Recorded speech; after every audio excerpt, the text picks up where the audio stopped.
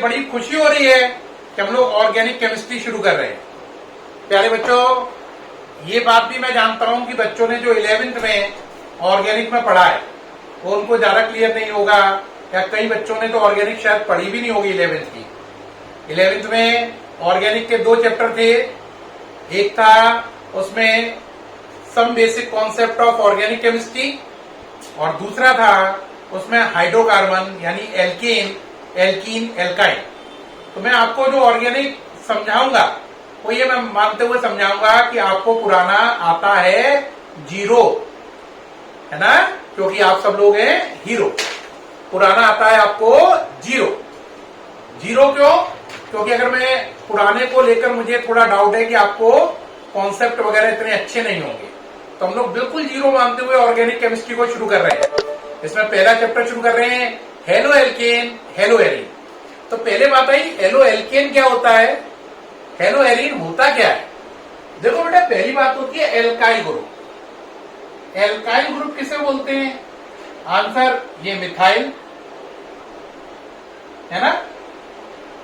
ऐसे ही अगर C2H5 लिखा है तो इसे बोलते हैं इथाइल, है ना। C3H7 लिखा है तो इसे बोलते हैं प्रोपाइल। C3H7 को अगर आप ध्यान से देखें तो इसको ऐसे भी लिख सकते हैं, ये और ये सेम चीज है, ये प्रोपाइल है। अगर एक बात और देखें, अगर हम यहां पर फर्स्ट कार्बन से अटैचमेंट बना रहे हैं, देखो ये कार्बन 1 2 3 अटैचमेंट किससे बन रहा है? फर्स्ट से। लेकिन अगर मैं यहीं पर चेंज कर दूं और अपना अटैचमेंट सेकंड कार्बन से कर दूं, ये यानी अब आगे चीज इससे अटैच हो, सेकंड वाले से फर्स्ट की जगह, जिसे हम बदलकर ऐसे भी लिख सकते हैं।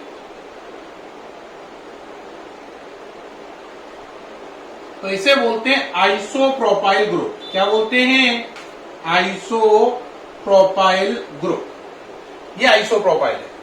तो प्यारे बच्चों, CH3 को बोलते हैं मिथाइल, C2H5 को इथाइल, C3H7 को प्रोपाइल, लेकिन इसमें लिंकेज 1 नंबर से होगी। अगर यही फॉर्मूला रहेगा C3H7 ही, लेकिन इसमें अगर आपने लिंकेज किस नंबर से कर दी?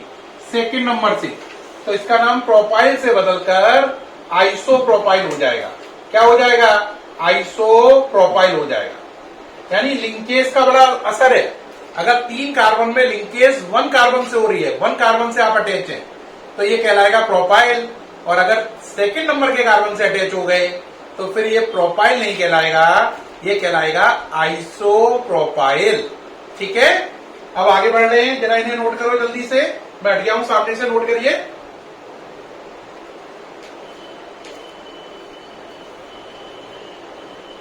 हाँ, नोट किया। इसी कैटेगरी में अगर आप आगे ऐसे बढ़ेंगे तो फिर आएगा ब्यूटाइल। क्या आएगा? Butyl, C4H9। ये क्या कहलाता है? ब्यूटाइल, है ना, ये कहलाता है ब्यूटाइल। अगर आप इसको आप 2 तरीके से ब्यूटाइल को, ये हो गया, इसमें अगर आप देखें तो लिंकेज कौन से कार्बन से हो रही है? 1 नंबर से। किससे हो रही है? 1 नंबर से। तो ये ब्यूटाइल है। और अगर इसी में कोई ऐसे बना दे,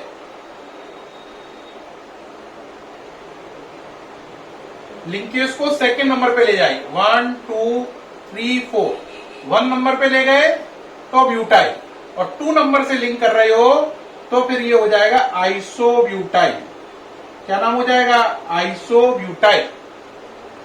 ठीक। और अगर ब्यूटाइल को आप ऐसे ना करके ऐसे लिख दें, देखो अगर आप देखो ये भी ब्यूटाइल ही है, 4 कार्बन है, तो इस ब्यूटाइल को ना ब्यूटाइल बोलेंगे ना आइसोब्यूटाइल बोलेंगे, इसे बोलेंगे टर्शियरी ब्यूटाइल।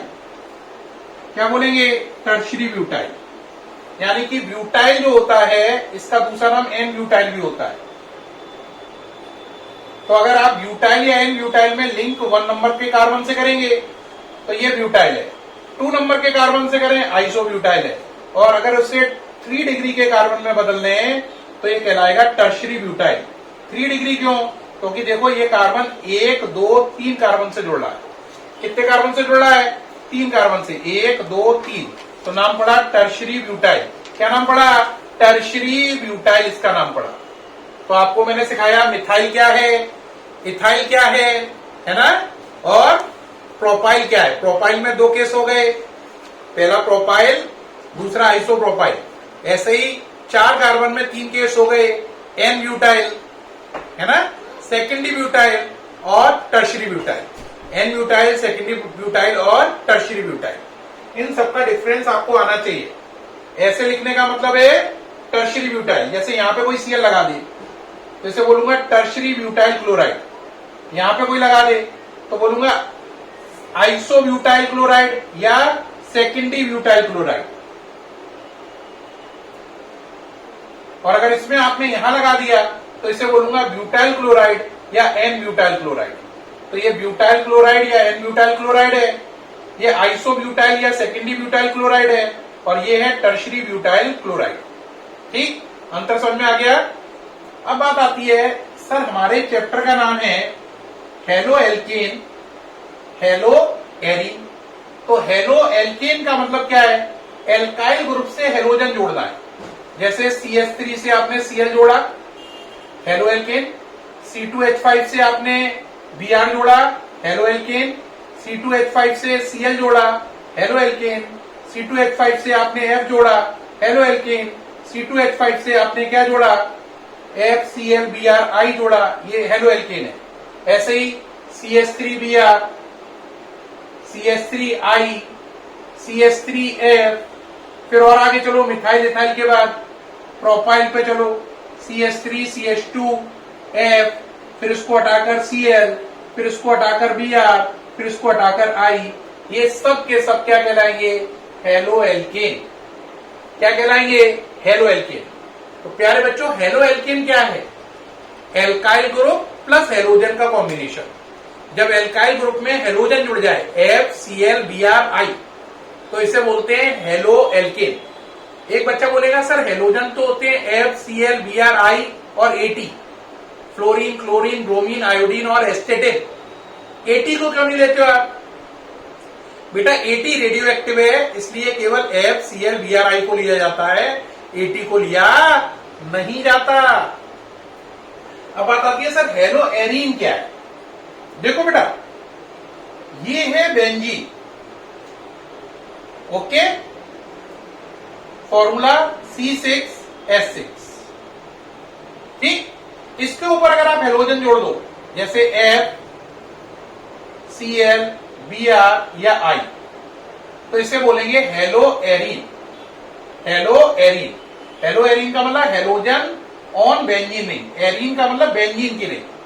तो जब एरीन का मतलब होता है बेंजीन की रिंग, हेलो का मतलब हेलोजन, तो इस हेलो एरीन का नाम है फ्लोरोबेंजीन। क्या नाम है, फ्लोरोबेंजीन। ठीक, अगर आप यहां पे F हटाकर Cl कर दो तो नाम हो जाएगा फ्लोरो की जगह क्लोरोबेंजीन। आपने यहां पे Br कर दिया तो नाम बदल के हो जाएगा ब्रोमोबेंजीन। और अगर आपने यहां पर Br को भी पसंद नहीं किया, I को लगा दिया तो नाम हो जाएगा प्यारे बच्चों आइडोबेंजीन। क्या नाम हो जाएगा, आइडोबेंजीन। तो क्या आप हेलो एल्कीन, हेलो एरीन समझ गए।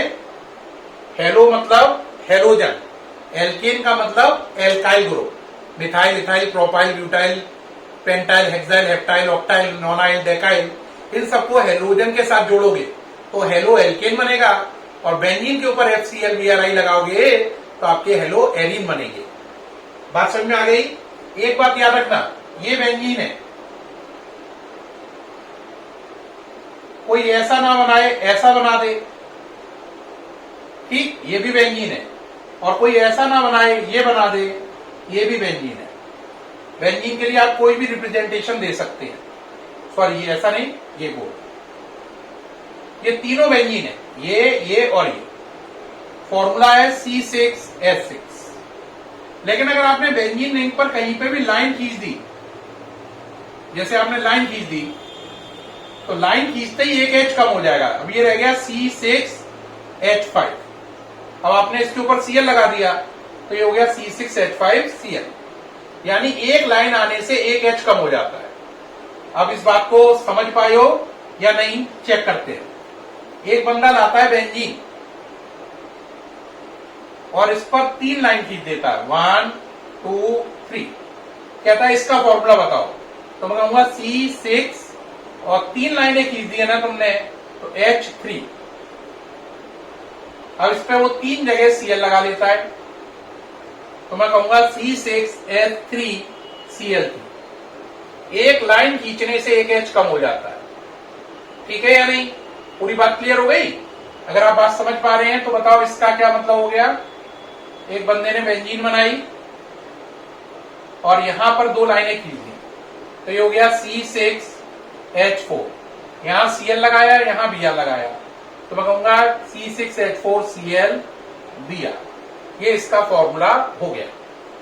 तो प्यारे बच्चों, अभी तक मैंने आपको जो बताया इतनी देर तक, उसमें मैंने बताया हेलो एल्केन होता क्या है, हेलो एरीन होती क्या है।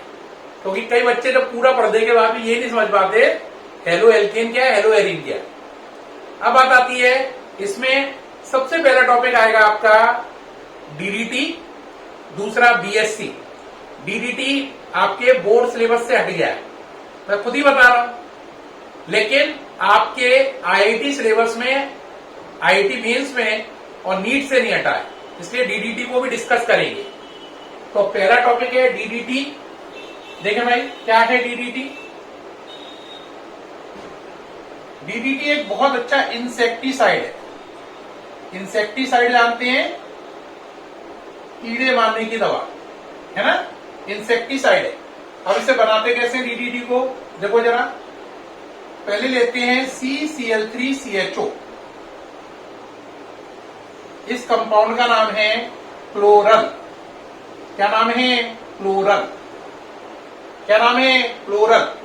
क्लोरल लेने के बाद इसकी रिएक्शन कराते हैं क्लोरोबेंजीन से।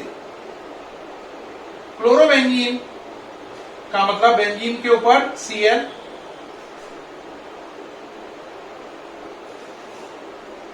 आपने लाइन खींची तो लाइन खींचने से एक H कम हो गया, वो H ऊपर दिखा दिया। तो आप समझ पा रहे हैं इसका फॉर्मूला क्या हुआ? C6 है ना, 2 लाइनें है ना, C6H4, एक ऊपर H है और एक ऊपर Cl है, तो इसको मिला लो तो C6H5Cl, C6H5Cl। अब आपने क्या किया, 2 क्लोरोबेंजीन यूनिट ले ली, रिएक्शन कराई। ये देखो, ये वाटर बाहर निकल गया, ये वाटर बाहर निकल गया, वाटर बाहर निकल गया भाई, निकाल दीजिए। तो ये पानी बाहर निकल गया, प्रेजेंस है कंसंट्रेटेड H2SO4 की। किसकी है? कंसंट्रेटेड H2SO4 की प्रेजेंस है। अब क्या बना? CCl3CH। अब यहां से कितने बॉन्ड कम हुए इसके? 2। तो बदले में कार्बन यहां से और यहां से दोनों रिंग से अटैच हो जाएगा। इस रिंग से अटैच हुआ और दूसरी रिंग से भी अटैच हो गया।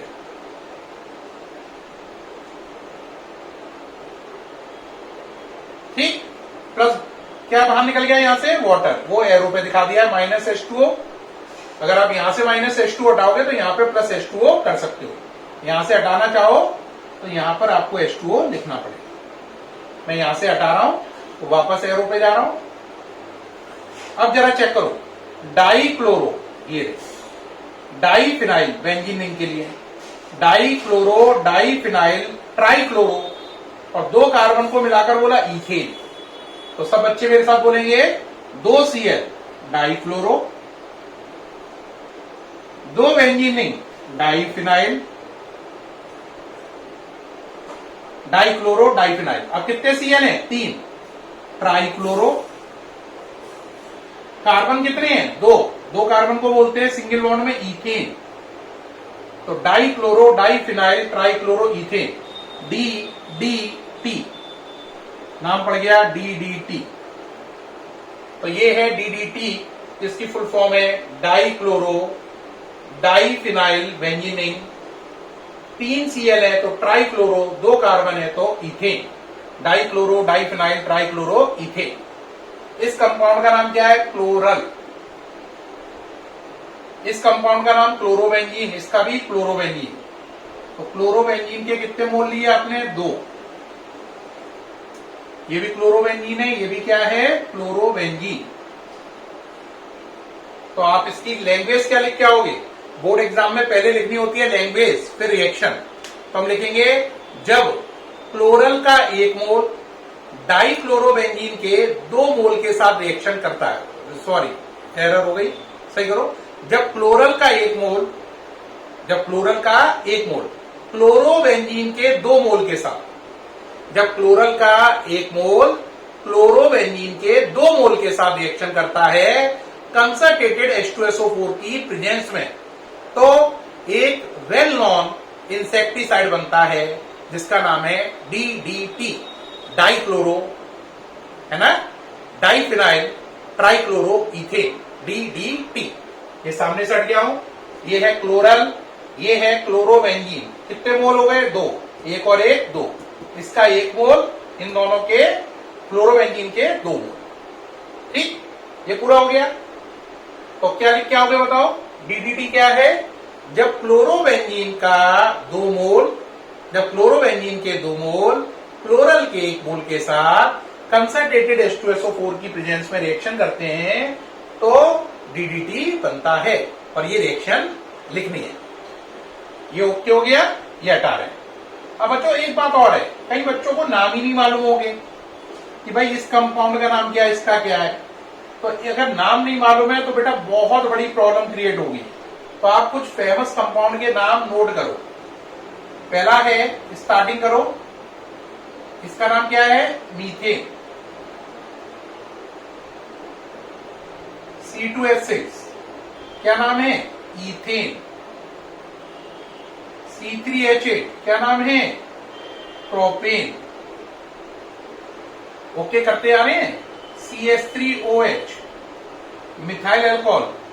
कल जब आप ध्यान से ऑर्गेनिक की क्लास अटेंड करो तो सब याद हो जाने चाहिए। C2H5OH इसका नाम है इथाइल अल्कोहल।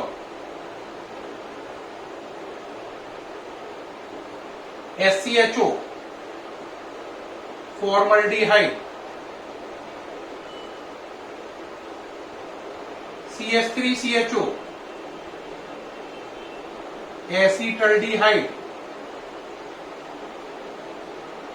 नोट करते जा रहे हैं? हाँ, करते जाइए भाई। CH3COCH3 acetone. HCOOH formic acid. CH3COOH acetic acid, है ना। ये हो गया एसिटिक एसिड। नोट करते जा रहे हैं। ये सामने से हट गया हूं, नोट करें जरा साफ से। हो गए नाम नोट? हट रहा हूं, नोट हो गए। अब चलो इसके आगे के नाम। आगे कुछ बेंजीन के केस पे नाम पे आपके। बेंजीन के ऊपर CH3 नाम है टॉलीन या मिथाइल बेंजीन। टॉलीन या मिथाइल बेंजीन। मिथाइल बेंजीन मत याद करना, टॉलीन ही याद रखना। काम में टॉलीन ही आएगा ये वाला। बेंजीन के ऊपर C2H5 इथाइल बेंजीन।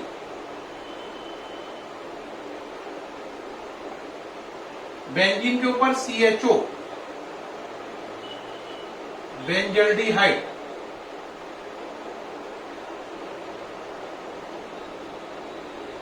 बेंजीन के ऊपर COOH benzoic acid.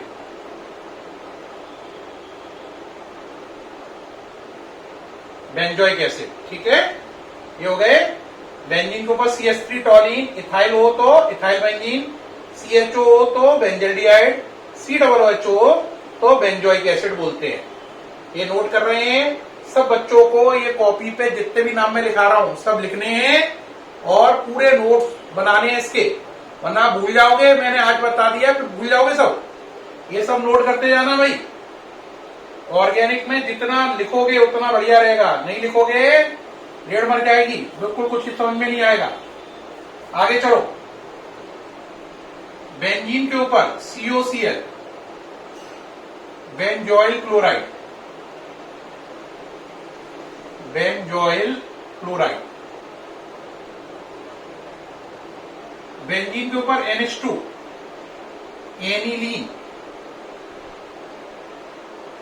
Aniline. Benzene के ऊपर CONH2, बेंजामाइड, बेंजामाइड। बेंजीन के ऊपर CN, साइनोबेंजीन या बेंजीन नाइट्राइल, बेंजीन नाइट्राइल, या दूसरा नाम है साइनोबेंजीन। ये नोट करो चारों, जल्दी से नोट कर लीजिए जरा। हो गए? आगे चलिए। बेंजीन के ऊपर OCH3, इसका नाम है एनीसॉल, या इसका दूसरा नाम है मिथॉक्सीबेंजीन। ये नाम ज्यादा काम में नहीं आता, ये नाम ज्यादा फेमस है, एनीसॉल। बेंजीन के ऊपर OC2H5, फेनीटॉल या इथॉक्सीबेंजीन।